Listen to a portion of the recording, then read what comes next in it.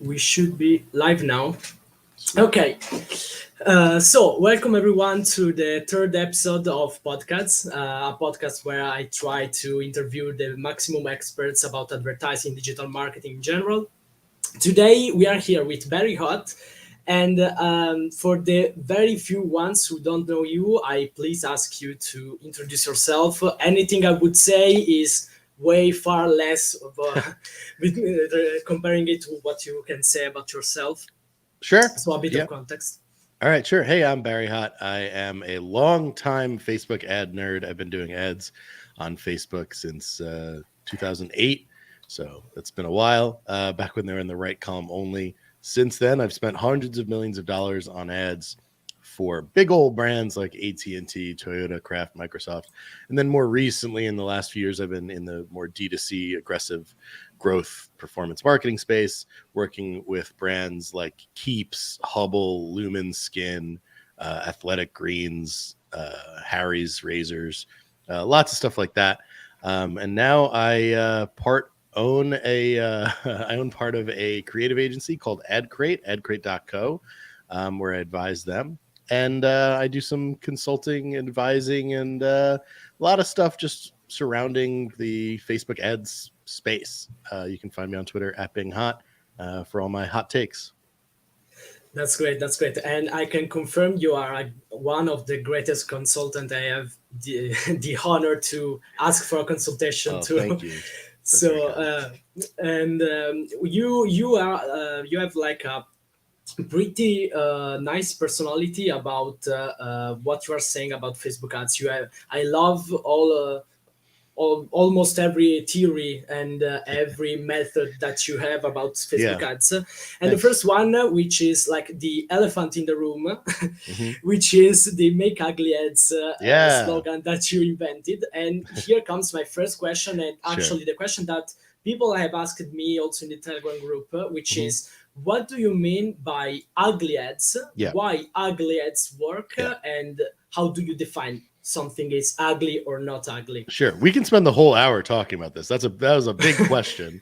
So yeah, it's what is Make Ugly Ads? Make Ugly Ads comes out of me working on a lot of clients in the last, my whole career, but especially the more recent months and years where I've had clients, too many clients who would literally get in their own way making ads that don't perform well, and really just trying to make ads that don't belong on social and put them on social. And the whole concept with Make Ugly Ads is that we as marketers are biased. We believe we were taught a lot of traditional marketing things. Most marketers I know were taught like a lot of marketing like ideas that were come from books or come from like what used to work in print and what used to work in TV ads, and all of that stuff was super polished because ads in print magazines and on TV were being run alongside of very polished content, the news or TV shows that are shot, in professional studios. So it would make sense for your ad content to be shot in a similar aesthetic. Same thing with in magazines, right? If you're reading a magazine, the photos in that are going to be pretty polished and nice. So it makes sense that your print, magazine ads would also look that way.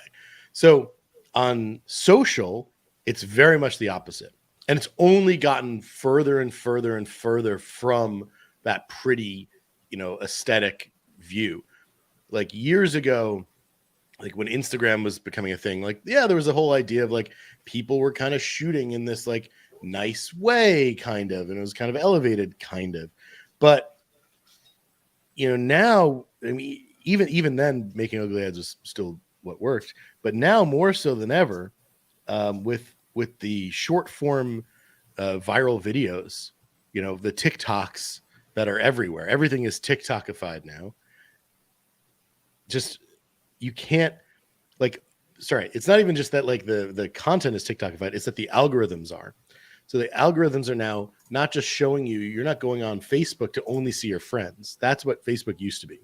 You'd go on Facebook, you'd see what your friends are doing, and then you'd see some ads in it. So it would make sense to make ugly ads in that case. Then you'd be on Instagram. When Instagram came around, you follow your friends, and you also follow like celebrities and like maybe other brands or pages you like. Um, and it still made sense to make ugly ads, but maybe a little different then. But now with TikTok and Instagram Reels and everything like that, the algorithms are showing you content not from your friends. They're showing you content from pages you've never heard of before. So it's a bigger battle for attention than ever before. So anyone who wasn't making ugly ads, 2-3 years ago, they were doing okay. They're probably fine. But now they're probably in way more trouble as their ads feel more like ads to users. And people are sniffing that out, feeling that subconsciously, and no one wants to see your ads.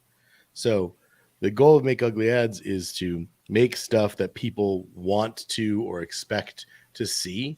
And the other is to challenge your own beliefs. Like, even if I'm saying like, oh, let me shoot this like with the like turn off my lights. Like maybe I'll turn off this light like to like see if this does better. Or like maybe or my intention is like, oh, actually I want to have this ring light on or whatever it is to shoot an ad. But maybe that makes it less authentic. I mean, maybe that's I mean, this is too small of a change. If I turn off this light, hold on. If I turn off this light, like, I don't know, this is much more authentic, than in a way than when you have the studio light on. So like that's the thing. It's just about challenging your own bias and your own belief and shooting things in less conventional, traditional advertising ways. That's great. So, yeah, that's great. So, to sum up, you actually say that for the context where we are advertising, which is a social platform, a platform which should be like from the users, but made by the users, literally. So, make ugly ads means that you should like put less attention on the quality, maybe also of the video shoots, of the setup in general. And that's interesting. That's very, very interesting. And do you think that people also argue that here we can connect to a lot of things, but people could think that ugly ads may also like ruin the brand image, like this is a common question, I suppose that you had that. But what is like the limit between making ugly ads and making ads that can ruin your brand? I mean, I don't know. Ads that can ruin your brand are usually ones that are people spent way too much time and energy on. And like, if you think about like that Pepsi ad from years ago with was it Kylie Jenner or whatever it was, and the stupid like protest thing, like, I don't know, it didn't ruin Pepsi. I still drink Pepsi. I still like Pepsi, but like that was an ad that had a lot of energy put into it and people didn't like it. So I don't think ugly ads can really hurt your brand. Bad ads can hurt your brand, whether or not they're ugly or pretty. And there was something you said a second ago that I wanted to address. Wait, what was the first part of your question? It is like, what is the like the the limit between ruining your brand and making ugly ads? No, that was the actual one question. Yeah. It goes back to like just what actually matters. And I remember what you said. You said to not focus. I remember you said to not focus too much attention, not put too much energy into but I actually wanted to chime in and say, like, I put a lot of thought into that, and I'm saying you do need to be intentional and you do need to be thinking about it, but you don't need to be like doing the most expensive, most premium version of it just because you can. And there's an interesting piece I want to talk about that, which is that historically and traditionally, the ad world is very much fueled by creative agencies, ad agencies that are doing everything they can to squeeze every dollar they can out of their clients. That's not really typical. I don't really see that in the modern day advertising, like in performance marketing. But there's a lot of like leftover feelings from that in the industry.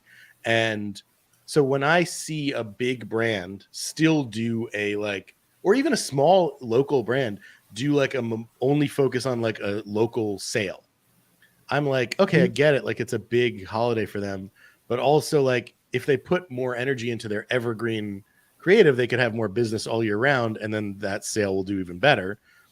But the creative agencies, a lot of those creative agencies they're incentivized to just make as many, to get paid to make as many concepts as possible. So if you make one ad concept that can work for 2, 4, whatever, 10 years, then your creative agency isn't making money all those years. Or maybe you Yeah. are on residuals. I like to think about the Cadbury eggs ads. I think that's the one I'm thinking of. That I feel they have run ads for like the same ads for 20 years. But so Mhm. few brands do that. They're like, oh, we got to do our new campaign this year for this holiday. Oh, we got to do this new. And Okay. it's such a big waste because you're only creating these things for this moment, but you're not learning from it or improving or continuously gaining traction. So there is value. I'm not saying there's no value in those moments, but I'm saying that the brands that I see go after those moments are doing almost nothing in terms of evergreen, always on awareness, or not even awareness, evergreen, always on performance. Yeah. So I wanted to just address that. Like that is, there are like lots of things, just like people that like, my generation and even the new current, younger generation, like they're still managed by people who did work at these old ad agencies, or people that were managed by so a lot of the structures, a lot of the processes are left over from that. And we kind of still have to shake that out of the system, in terms of like agencies and client relationships and creative, to rather than do all of those things, focusing on creative that should perform well for a longer period of time. Um, Mhm. so like that's just like a bigger piece I wanted to get into, is like thinking through a big part of, like, for me making ugly ads. I don't know if it's really about making ugly ads, but like a big part of it is like I want to make an ad that can last 2, 3, 4, 5 years. That's, and like perform for that long. And Yeah. that's hard. A lot of people, a lot of agencies currently are still like like create ads that are short-lived and create this feeling of, Mhm. oh, you need to, ad fatigue. You need to keep feeding the beast. And in some ways, in a lot of accounts, especially when you're spending more and more, like, yeah, sure, that's true. um, but I think that there's a lot of waste, and there's not a lot of reuse and recycling of Yeah. performing assets. We often just like, oh, it performed well, and then it stopped performing, and we turned it off, and then we didn't go back to it. Um, and I think like, oh, go back to that in a month or 2 months, and it might perform well again. Excuse me. So the going back to your actual question though, about like hurting brands, it is hurting your brand more to not make ads that people will see. Because on social, nobody is going to see your ad if you don't make something that they want to see. Everyone can just Yeah. scroll right by it. And it's like Yeah. fractions of a second that it takes for someone to subconsciously start to understand what they're seeing. And it's that first moment that can kill it. So if you throw your logo in immediately and nobody knows your brand, you're killing your ad. If you throw your logo in and people do know your brand, okay, then you're basically telegraphing only to your existing, people that are warm and Yeah. fans of you, that they're going to pay attention, but you're not really making something that's going to work well for your colder audiences. And that's a problem. So my goal in terms of like helping brands grow and helping businesses grow is making stuff that is for the viewer first, and Mhm. then gets their attention, gets them to keep paying attention, adding value for them or making them feel something, and then it pivots to the product and the brand. And some of my favorite ads that I've like to look at, like from Dr. Squatch or from some other brands, like they don't even get to the brand or product until like 15 seconds in. Like that's crazy if you think about like Yeah. traditional, like 3 years ago, Facebook or whatever it was, Facebook was saying like, oh, you got to make a 6-second video and you got to get your brand in the first 3 seconds. And Yeah, I I don't remember. remember what metrics that was based on, but it's from some giant meta analysis of like brand awareness or something probably, and like had very skewed data. But whatever, like that's just not what performs well. It's not what people want to see. It's just, bad, bad guidance. That's really, really interesting. And you said something that is really uncommon, I would say, in these years, but I think you are very correct, which is I want to make ads that can last as long as possible, that can still perform as long as possible. Yeah. And so here we may find some, most of the people maybe disagree with this, but Mm. actually it is possible even on social media, Yeah. Facebook advertising, Instagram advertising, to have ads that can last longer and to have your like evergreen ad which Yeah. still performs after years. Also Yeah. from an algorithmic point of view, the most data that can get, the better it can Yes. become. Generally. Yeah. Yeah, exactly. So, but you said also creative agencies are focusing, maybe some creative agencies are focusing too much on like perfect setups, perfect things to make ads that can live shorter than what they could potentially do. So, do you have like any guidance, any recommendations to make ads that actually can perform as long as possible from a general point of view? Yeah. Try to, look, it's fun to make ads that like follow trends and be like, oh, okay, like here's that hook that everyone's, is working right now. Oh, 6 reasons why, or, or like whatever it is. Like it's fun to jump on those. And I do generally encourage that, but like know that those are based on a trend and those will die, Mhm.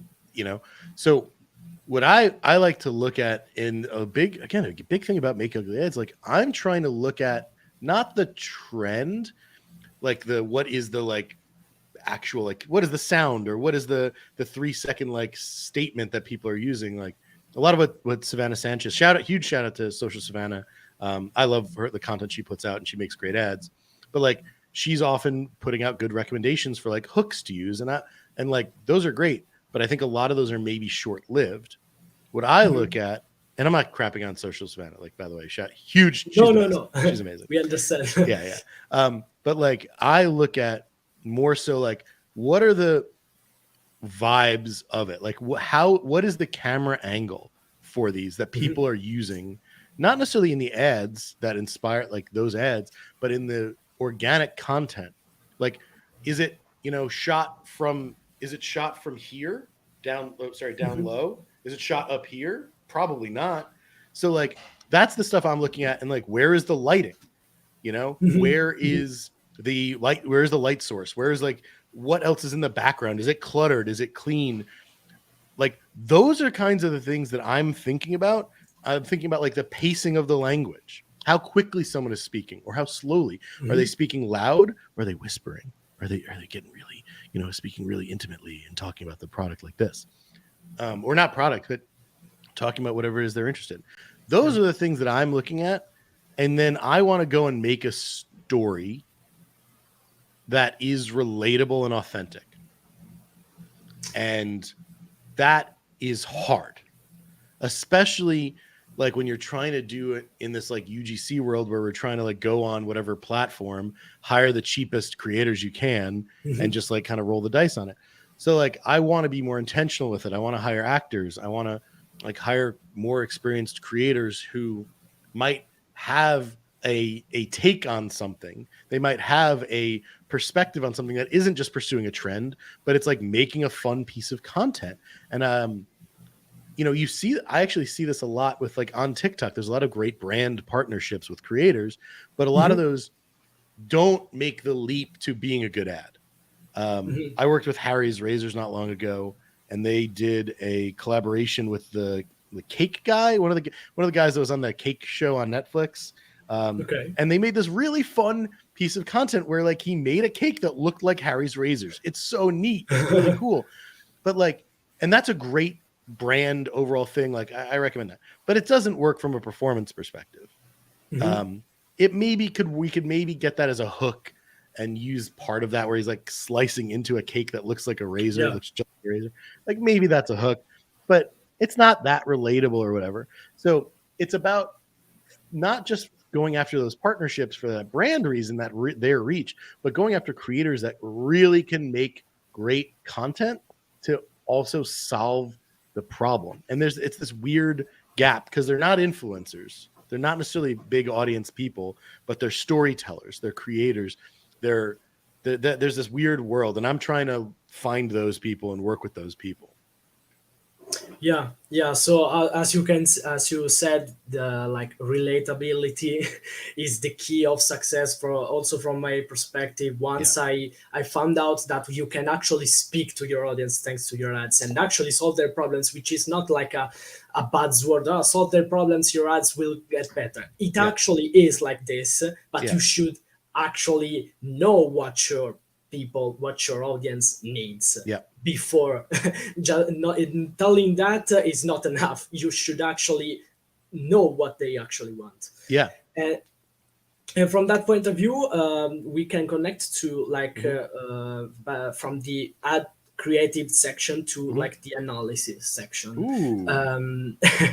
And I really love how do you dive deeper into the data, and I'm sure you can provide a lot of value. But before starting with the question, I wanted to tell you that you are like the first advertiser I heard of, which is the first telling about not looking at CPMs and CTRs as key metric. Thank you. That was really mind blowing. Once I started applying all of your advices about how to actually make ads that don't rely on CTR, because you can, like, it's easy to increase the CTR, adding clickbait headlines, clickbait hooks, click for this incredible offer, a lot of clicks, no sales. And one of the reason, of course, of besides of course creating a bad experience to the people who actually click on it, is also because the less clicks, more quality you have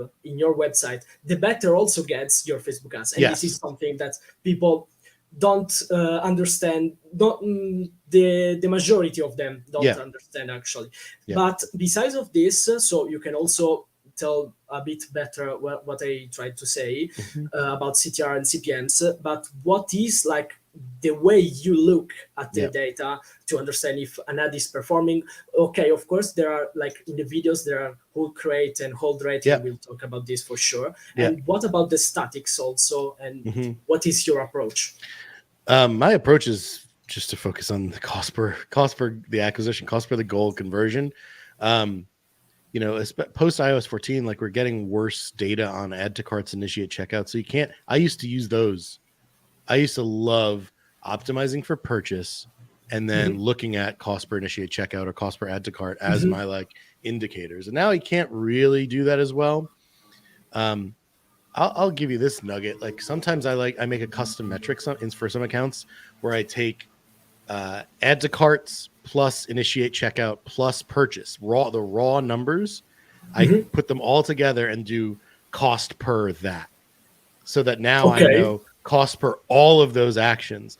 And typically, if you have an ad that's doing all of those well, it's a good ad. It's usually the one with the best CPA anyway. So I'm still playing with that, but it's a fun custom metric I sometimes look at because it can help you maybe early on, maybe.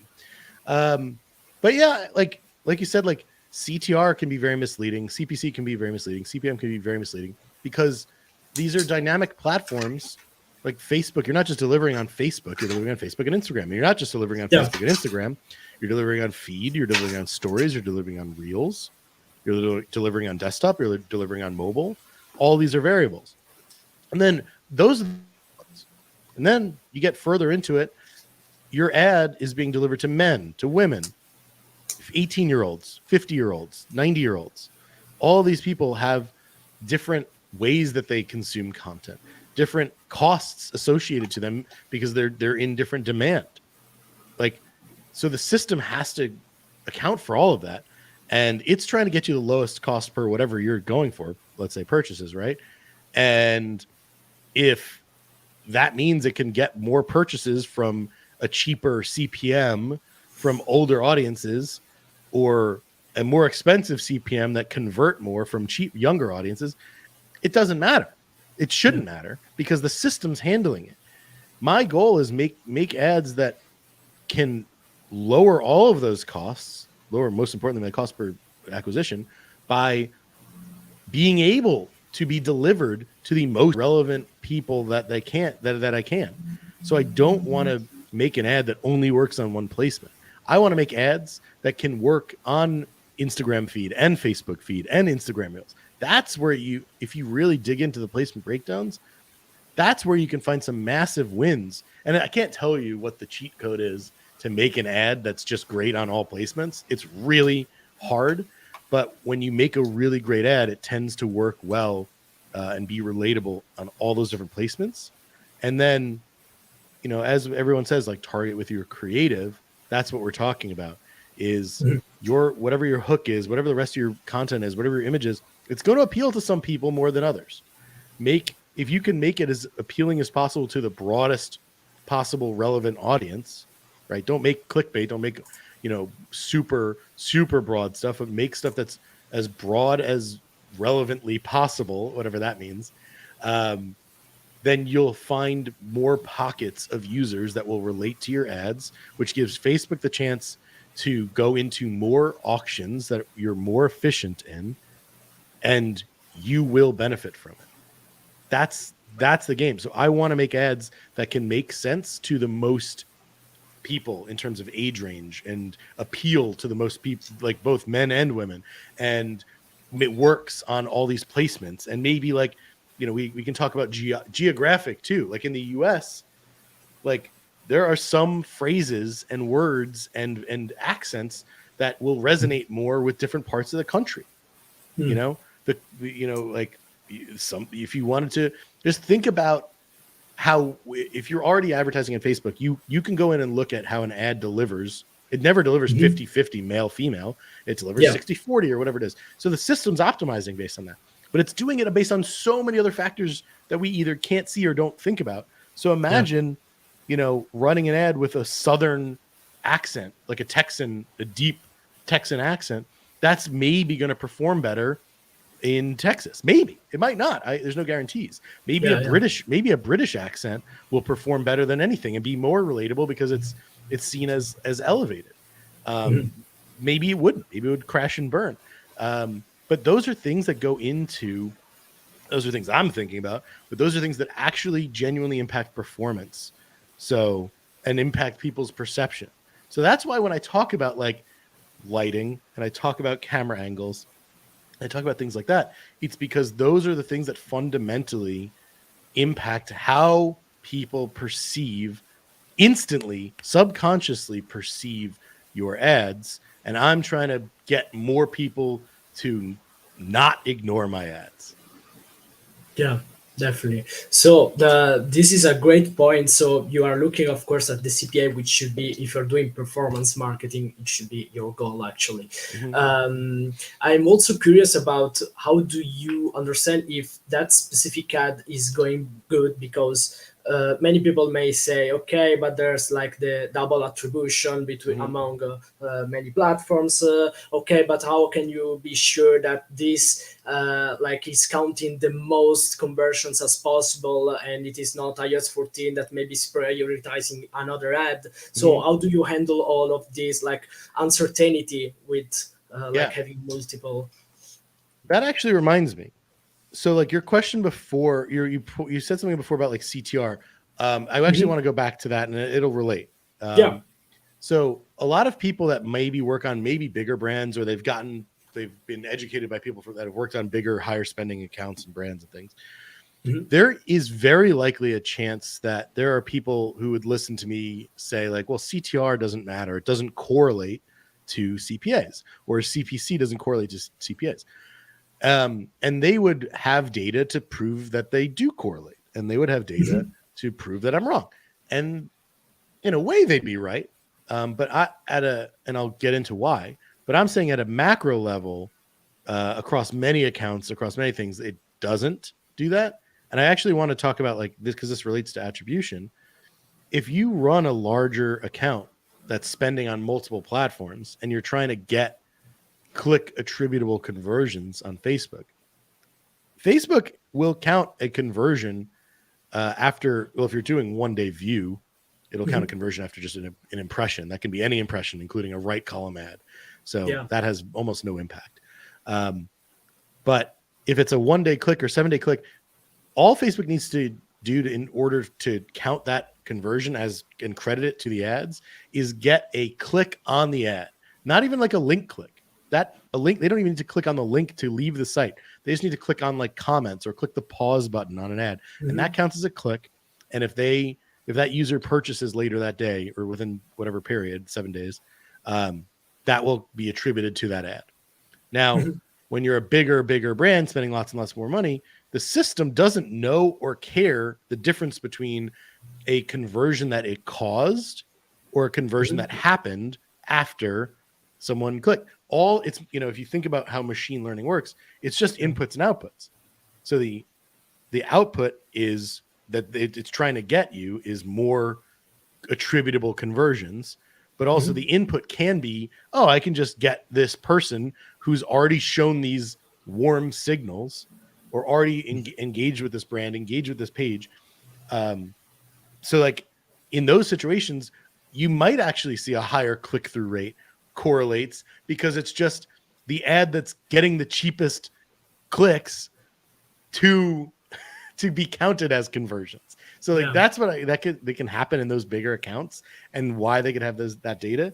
The other thing is also a lot of people that like believe CPCs or CPMs matter are the people who are turning off ads with high CPCs or high CPMs, and that way they'll have data when they look back in the future. When they look back, they'll have data that says, well, look, my CPCs and CPMs are the ones we've spent the most on. They're the ones that have performed the best. What are you talking about? And it's that self-selection bias there. So I don't know if that answered your question or there's more you wanted me to get into in terms of attribution. My question was like, if you had to handle, I'm sure you are actually right now handling some accounts like this, but like that are spending on multiple platforms. How do you understand? Like, okay, this is the ad I want to keep on this ads manager Facebook ad account. What is like your process, the things you are looking at, and how do you try to solve this? Because we cannot actually solve 100% how attribution works, because we should also take into account that a view, an impression may count actually as a conversion, and we shouldn't ignore completely like 1 day views or like 7 day clicks, which actually can have, from my perspective, an impact on your customer journey. If you clicked on an ad 7 days ago and then you purchase after 6 thanks to Google, in that case it's also thanks to Facebook. Of course we will count maybe double conversions on Facebook and Google, but like how do you handle and how do you approach to like this? I mean, it's just imperfect. Like there's like a gut, some of it's a gut check. I generally like recommend people have a few different data points. If you haven't been through it before, then you want to be looking at platform data. You want to look at like third-party data, like a Triple Whale, a Northbeam, something like that. And then you also want to look at post-purchase surveys.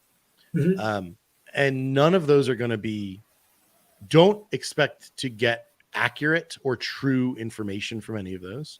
Don't expect to have a source of truth, which is rough because like if you're at a big enough company where there's like a CFO or maybe even the CEO or maybe even the CMO, like wants like, all right, what do we put what dollars in, we've got what dollars out, and they want to know that specifically. And like, yeah, we can track that in Facebook and we can track that for all these, but that also undercuts the broader value of every impression that we run. Like, if maybe I put $100 in and got 2 purchases out immediately, but who's to say that those people didn't, like someone else who saw that ad wasn't impacted by it and maybe they didn't aren't ready to buy now, but maybe they'll buy in a month, or maybe they'll, if it's maybe they'll buy it in the holidays. Maybe they bookmarked it. Maybe they sent it to their husband, their wife, to buy it for them later, depending on what it is. So there's always this bigger impact that I think we don't get to attribute in those situations. So that's one problem. And then the other problem is that there is overlap, and there just has to be overlap. And we have to be better about that and okay with that, and understand that that's a good thing, but that also the platforms are going to just be like both claiming credit for it. And that's the bad thing. And that the platforms, because they're like machine learning, can actually learn to be lazier. So, and when I say lazier, because they don't have to do as much work to drive actual conversions, to drive actual sales. So, where was I going to go with that? I don't know. I lost my train of thought there. Yeah, we were talking about like how do you determine which ads to keep? I was going to tell a story. So, like, first of all, I use in-platform data. To answer that question, I use in-platform data, and I trust that. I also question it, right? Like, I'm critical of it, and I'm thinking, like, if I'm using 7-day click and 1-day view, is that teaching the system to do what I want it to do, or should I maybe switch to 7-day click? Or maybe should I switch? Maybe should I only be using 1-day click because maybe I'm doing too many other things? But if I do 1-day click only, I also have to remember that I'm giving the system less data, but maybe it's more accurate data to what I want. But also, it's way undervaluing in Facebook what I actually am getting at, driving. But like the story I like telling is that I have a consulting client who asked me basically this question, like, Barry, how do I know? Like, I look at my Northbeam or Triplewell, and it says this, and my Facebook says this, and my GA says this. And I was like, look, you came to me. I said to him, how did you find me? Why are you paying me money? And he said, well, at first I think I saw you on someone else's YouTube channel doing an interview. And then I saw you on the AdTopsy YouTube channel. Shout out AdTopsy. And then I saw you on Twitter. And then I saw you in Andrew Foxwell's group. And I just like saw you saying smart things in there. So I reached out, and then now I'm paying you. And I was like, okay, attribute that. It's impossible. Like, do you attribute that to the first thing, which was that first, interview that he saw? No, because he wasn't going to book me from that. He wasn't going to book me straight just from AdTopsy. He wasn't going to book me straight from Twitter. So it took all of those steps, seeing me multiple times, for him to finally get across the line, and just, approach me and want to work with me. And it's the same thing with advertising. So I can't attribute that and say like, oh, I should put more of, spend more on this or this. It's kind of just like, oh, I should do more of a lot of things. So even like post-purchase surveys are really kind of, I think biased. I like that I love post-purchase surveys and getting data from them, but also they're so biased. Like the way that you use them, and the way one marketer might use them versus another, they're all so different. But definitely.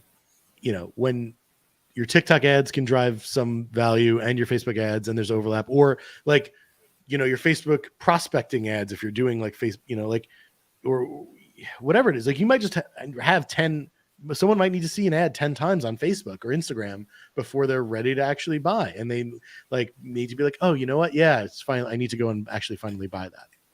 Who knows? Okay. Yeah, that's great. And also, I think that you also look at the spending as one of the metric. We had the chance to talk about this. Oh yeah. So sorry. Much. Yes. And how could you explain people? Like I understood very well your take on spending, and your and why do you attribute that to like a sort of meritocracy point of view? But how can we explain to people how does it work? Totally. Great. Okay. Now I understand. So great question. And shout out to Charlie. I know Charlie was your first episode.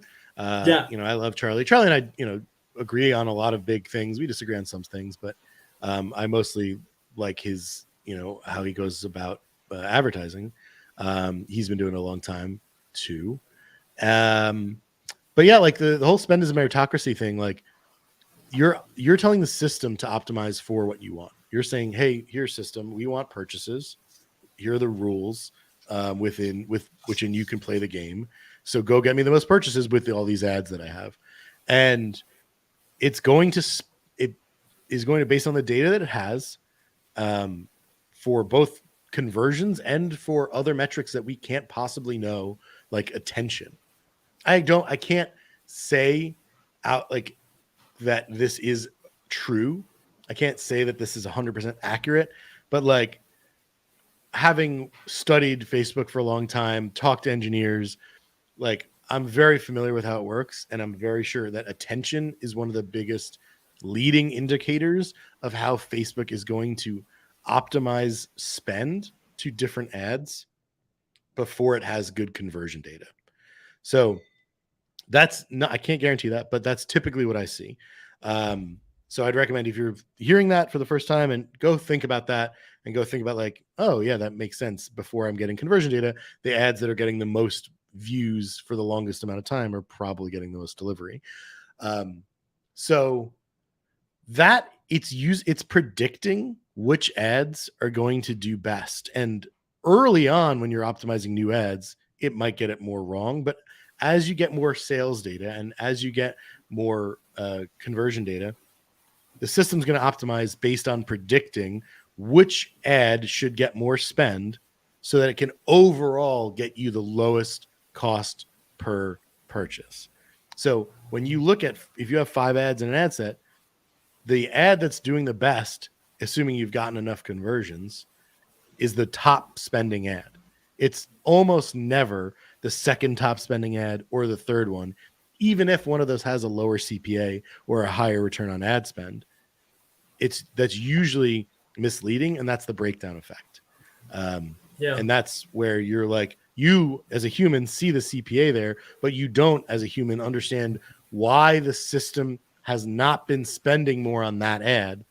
It's been spending more on the top spending ad because the system understands and predicts, and usually is accurate, that by spending more on that top ad, overall, it's actually going to be able to scale more to more users than that second ad, which goes back to my point earlier about like the spectrum of age, gender, placements, all of these things.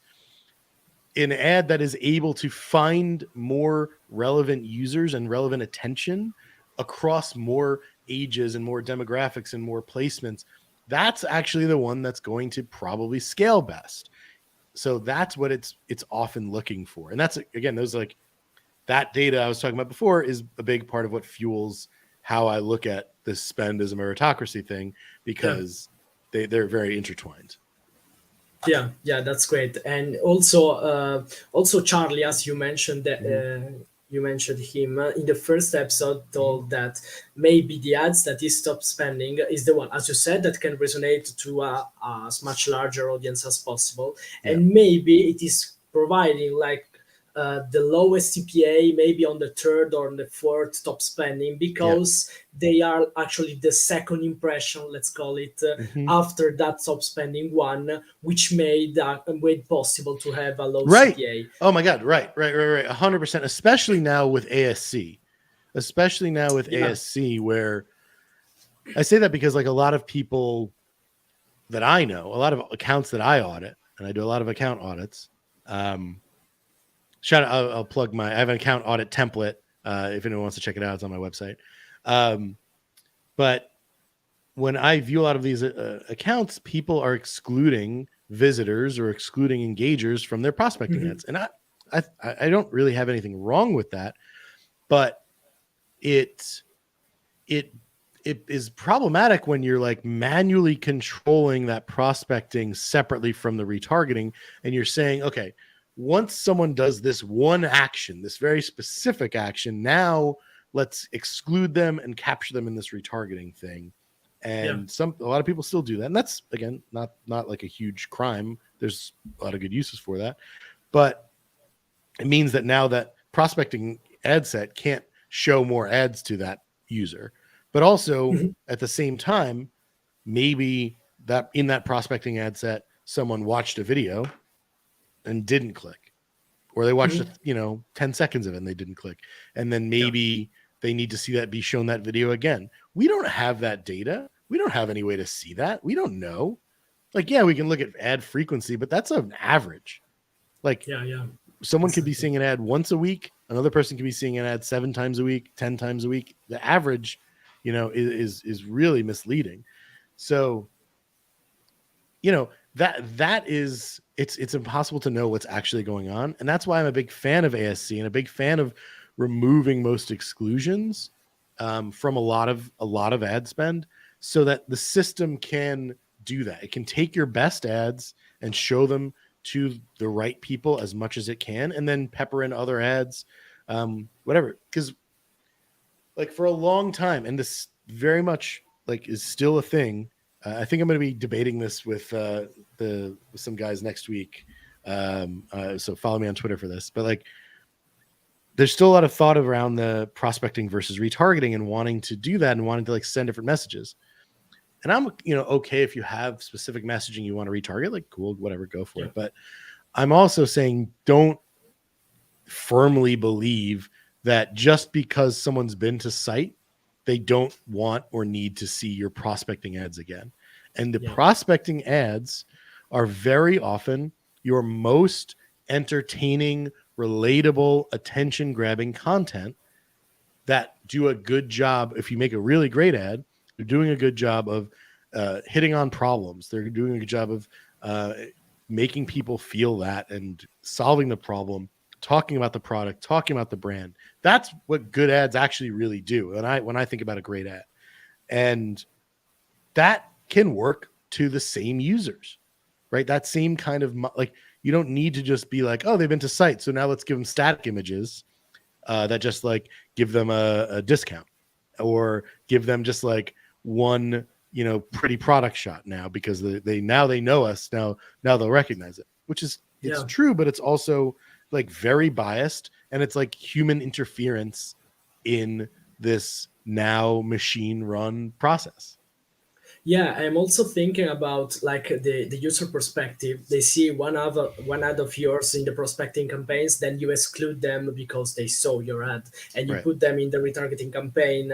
In the retargeting campaign, you usually it's a bit of more like pushy, Mhm. like read the reviews, Yeah.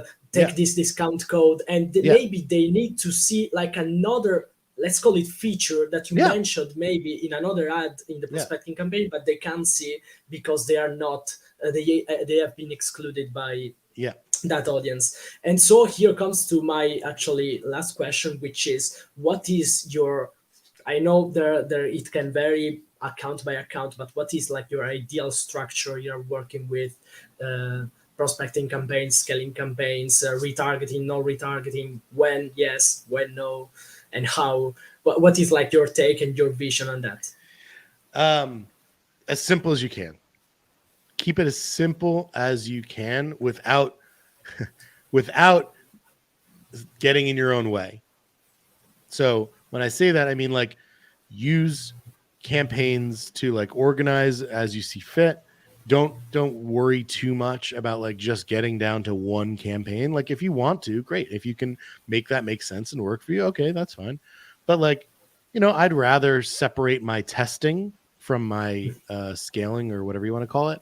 I'd rather just have those as separate campaigns, just organizationally, and that's no problem with that. And control wise, but I also understand the value of putting those all in one campaign.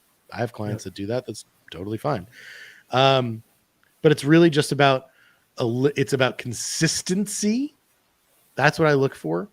Is how do I just keep my structure consistent over time as best I can? Because I firmly believe there are no more hacks. There are no more tricks to, like, structure to, like, beat the system. It's really just, the game is, how do I get out of the way so that I can better understand the impact of my individual ad tests, and how do I, or landing page tests or website optimization.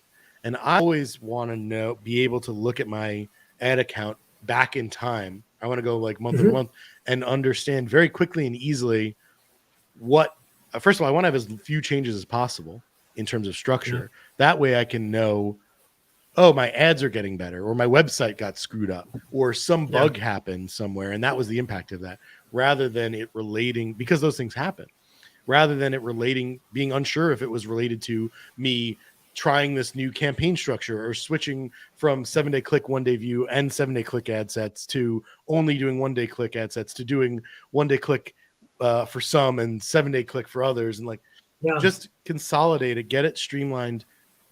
You can test and be, obviously everyone has to test to learn a lot of these things that I now know, unfortunately, and you got to experiment with it. But I'm trying to say, like, just be intentional about it, be thoughtful about it, think through what is the user experience, who are the users that can see this ad, who are the users that can engage with this ad, and what does that feel like for them. So when I say that, I mean, if you have a broad ad set that you're testing ads in, are you letting your existing customers see that? If you are, how does that impact the performance of that ad? Is that helping the system optimize to net new customers, or is it hurting it? Okay, let's think about that. Then on top of that, like, okay, if I'm testing a new ad concept, is it helpful or hurtful for me to be showing that ad, to allowing the system to show that ad to users who have been to my site in the last day? Okay, Yeah. probably not helpful. What about the last 7 days? Maybe. What about the last 30 days? Maybe yes, maybe no. Think about those things and just don't worry about like testing which is better, right? There isn't a right answer to that, but it's about being careful about controlling. You don't want to control too much, but you also want to understand that the system you're trying to let the system learn how to optimize for the most actions that you want. So just be thoughtful about that and know that the system can be swayed by like by users like that. So typically, right now, I would set up a testing campaign. Every ad set is a concept. Within that concept is 3 to 6 assets, ads, ideas, whatever, or well, one idea but different iterations of it. I don't care if you use dynamic creative or not. Charlie's all about that. I don't really care.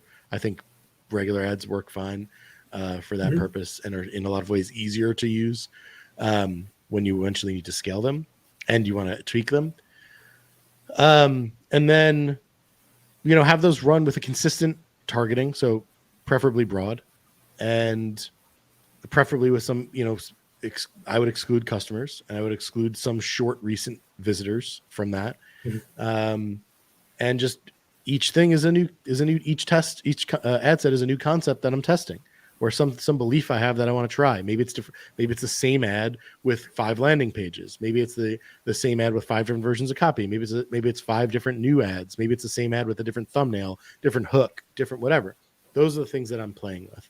And then my scaling campaign would either be ASC or like a simple prospecting scaling campaign with a couple ad sets in it, primarily Yeah. broad and nothing crazy.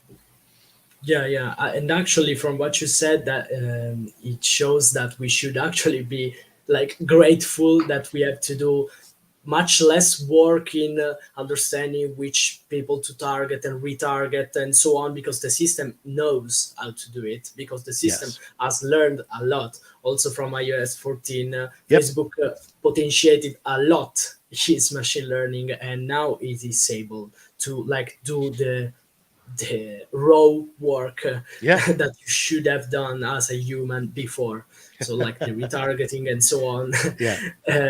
So we should be actually grateful for this and understand that we and put the right focus on what matters and what we can control, Mm-hmm. which is maybe not anymore knowing the customer journey, not knowing, but Yeah. like creating the customer Right. journey and letting the system know, show this at first, then this 2 times, Yeah. then back to the first. The Yeah. system is doing that for us, and the ASG plus is also helping us Yeah. from this point of view, and tells us, hey, no targeting, all of your best performing ads, all in here. Yeah. Here it is how it should work. Yeah. And like, Facebook is telling this. And by the way, I want to like go back for a sec, both to what you're saying and to something I said a second ago. Like, if you know that your ads might be shown to people that are familiar with your brand and not familiar with your brand, like based on that, what page you drive them to on your website, what landing page, what messaging that is, and how they're going to interact with that varies tremendously based on where someone is in the funnel. So typically in the past, we'd control for that more, right? You'd be able to say like, okay, well, what works best for prospecting, what works best for a cold user. Maybe it's this landing page, but and then maybe you'd say for retargeting, oh, we'll just send them to the PDP. They're ready to buy. Maybe the homepage. I don't know. Whatever it is, maybe the category page. They're more ready to buy. Or you send them to the landing page for that specifically, or you send them to the same landing page and they might act differently. They might go try to, as quickly as they can, click to the homepage or click the buy now button, which is a very different type of action and activity than a cold user would take who wants to study more. So when you're looking at like the difference between two landing page performance, it's skewed. So when you're using ASC now, that really, the whole point of that is like it benefits advertisers who are making the best broadly sensible, relevant ads and landing pages that function for that everyone. So it kind of is unconventional. A lot of people say like in marketing, you have to like kind of either focus on one consumer, or focus on like this, or focus on this problem. Like, but in reality, like a lot of the best wins I see are where you go broader and you get more encompassing things in one ad, but you obviously can't do everything in one ad and everything in one landing page. So it's a weird catch-22 there, but that's what I'm seeing a lot of people getting wrong about ASC and not understanding about like the value and potential of going fully broad. Yeah, definitely. So to sum up, like what you have been told right now in this episode is like make ugly ads is a slogan which actually tells us a lot about how people consume their social time, their social media time. I mean, and we should focus like on having the ads that can resonate the most to our audience in order to make them last as long as possible. And this is possible in the Facebook ads and Instagram ads world. You don't need like a lot of creative refresh, creative testing, not that much. Doesn't mean you have a good creative strategy, as Sarah says always. Then we spoke about like having the account structures. So you have a simple structure: testing, prospecting, and scaling with ASC or other campaigns. And how do you assess the results of your ads? Like basically with spending, if the in-platform data can tell you that, but also understanding and being aware that if you are running multi-channel advertising campaigns, there is an attribution problem, which is actually not a problem. The more the people see your ads, maybe it's not that bad, and maybe every ad contributes to that final conversion. Yeah. So I don't know if we covered everything. If you have something more to say, if not, I would ask you to like advertise yourself, let people know how can they reach you out, what are you up to right now. Sure. Yeah. Thanks so much for having me. This has been a blast. Love these. These are some of my favorite questions I've ever been asked. I'm excited to like kind of watch this back and put some of these clips on like TikTok or whatever. You can find me on Twitter at being Hott, at Barry Hott on TikTok. I'm also on YouTube, Barry Hott on YouTube. And you can go to my website, hottgrowth.com. That's hot with 2 T's, growth.com, and find out, I don't know, more about me, how to work with me. I'm not probably, if anyone's watching this, I'm probably not taking on any more clients at this moment. But if you're looking for performance ad creative, Ad Crate that I advise, they are potentially taking on more clients, and they make some dope high performance UGC ads and other ads. So if you want some of that, hit me up in my DMs and I'd be happy to connect you. That is great. So, Barry, thank you Mhm. very much for being my third guest of podcasts. As always, 3 times I heard you, and 3 times I can say that you provided so much value and so much insights. I'm Thank you. sure that people will find value in this. Of course, this is, as always, this is podcasts, the podcast where I talk and I interview the maximum experts of digital marketing in the world. Um, we will speak soon, Barry. I hope people will reach you out after this, and definitely go follow Barry on Twitter. He's publishing like maybe one thread per week, if Something I'm like not that, sure. wrong, on Yeah, average. sometimes. Yeah, whatever. And every week I have something to learn, and I'm sure that everyone can find value by following you on every social like you have. I will And you leave as them in well. the descriptions. Thank you so Thank you much. very And much. you're killing it too, man. Look at you're killing it. I gotta step up my Instagram game. You're killing it on there. Thank you very much. Yeah. Thank you so much. Thank you. So, um, speak soon. Yep. Thanks to everyone who has listened to here. And see you soon. Ciao. Ciao.